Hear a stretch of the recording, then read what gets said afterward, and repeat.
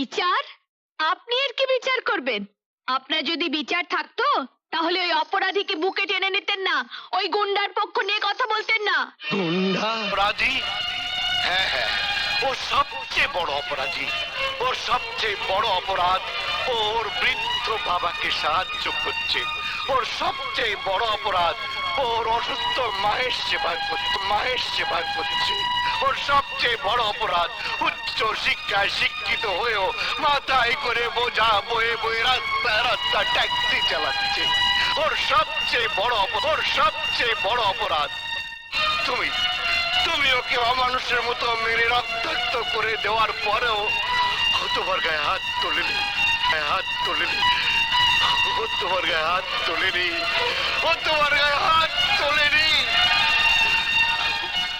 বলুন আপনারা, বলুন আমি তুষারের কি শাস্তি দেবো?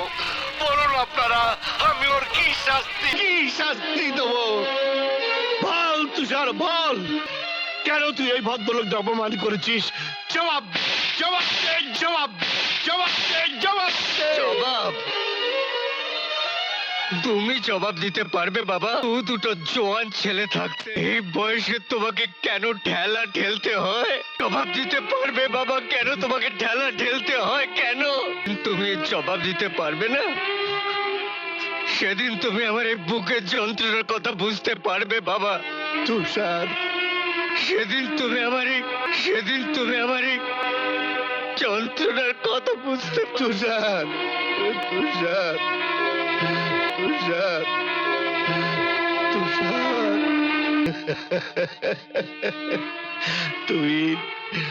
তুষারের বিচার হয়ে গেছে বউ, তুষারের বিচার হয়ে গেছে।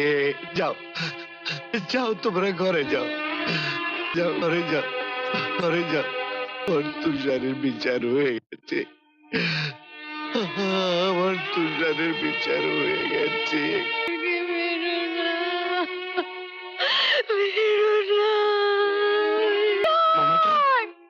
মমতা, কি মমতা?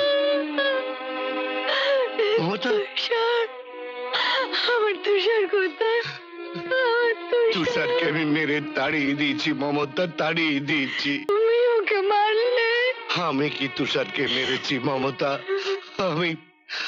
আমি আমার নিজের বুকে আঘাত করেছি মমতা, আমার নিজের বুকে আঘাত করেছি মমতা।